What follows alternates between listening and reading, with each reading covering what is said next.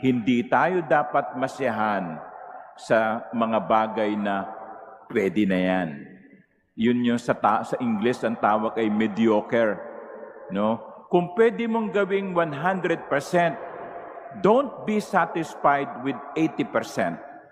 If you can do well, don't be satisfied with just doing good. If you can make it perfect, so much the better.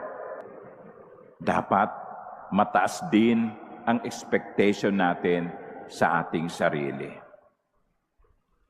Kaya lang, tanong ko, mga minamahal kong kapatid, bakit kapag pumipili tayo ng kandidato, hindi na natin iniisip yon, yung mataas na pamantayan?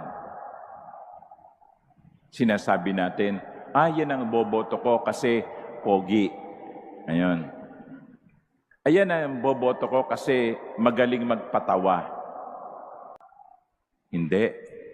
Dapat sa pagpili natin ng pinuno, sa pagpili natin ng mga lingkod ng bayan, mataas din ang ating pamantayan. Hindi yung pwede na yan. Bakit? Kasi tayo ang talo.